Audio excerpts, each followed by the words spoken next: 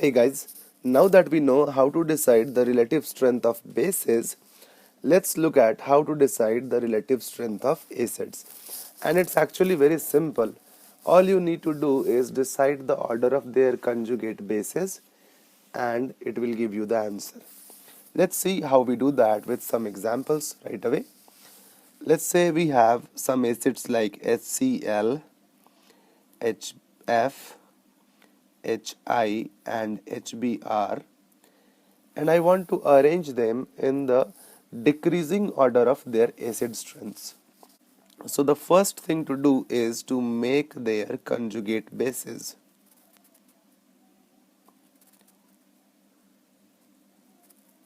And how do you do that? Just take out an H plus from each of the acids and what you are left with will be the conjugate base. So the conjugate base of HCl will be Cl minus. The conjugate base of HF will be F minus. Similarly, take out an H plus from HI and you will get I minus, and from HBr you will get Br minus.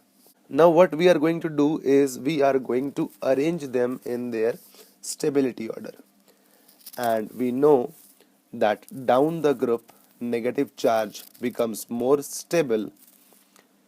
Therefore I minus is more stable than Br minus, which is more stable than Cl minus, which is more stable than F minus. Okay, so the second step is to decide the stability.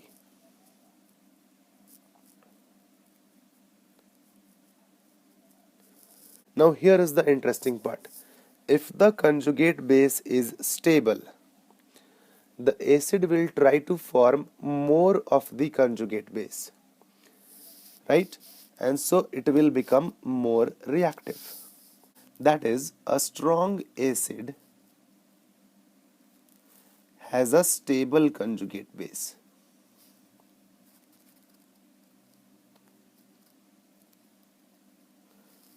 So if the conjugate base is stable, then the acid will try to form more of that. And so the order of acidity is the order of stability of the conjugate bases, and we can write HI is more acidic than HBr, which is more acidic than HCl, finally which is more acidic than HF. This is the order of acid strength.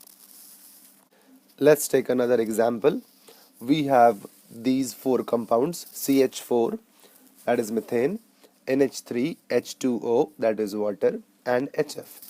And we want to arrange them in the decreasing order of acid strength. Once again, the first step is to make the conjugate base, and you do that by taking out an H plus. So the conjugate base of CH4 will be CH3 minus.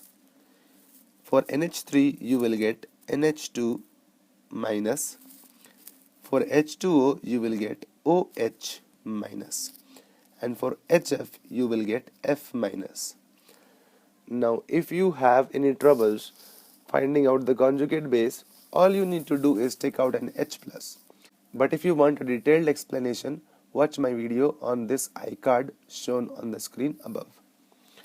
Okay, so now that we have these conjugate bases, we first arrange them in order of stability. And we know across a period from left to right, stability of negative charge will increase. Okay? So we will have F minus is more stable than OH minus, which is more stable than NH2 minus, and finally we have CH3 minus. Why is this so? Because in a period we will have carbon, then nitrogen, then oxygen, then fluorine, and as we go from left to right, the negative charge will become more stable. Now this is the order of their corresponding acids, so we can write HF is more acidic than H2O, which is more acidic than ammonia, which is more acidic than CH4. And that is the order of acidity. Let's apply the same concept in another problem. We have three compounds. First is phenol A, then we have benzyl alcohol, and then we have benzoic acid. And let's arrange them in decreasing order of their acid strength. The first step is to make the conjugate bases. So let's take out the H plus in each of the cases. In the first case, you will get the phenoxide ion. From B, you will get CH2O minus attached to the benzene ring. And from C, you will get the benzene ring which is attached to C double bond O, O minus. So these are the conjugate bases. Now we should arrange them in their order of stability. As you can see, there is negative charge on the oxygen atom in each of the cases. So we will try to decide the stability with the help of resonance. And you can see that in structures 1 and 3, the negative charge is stabilized by resonance. So the species 2 is the least stable.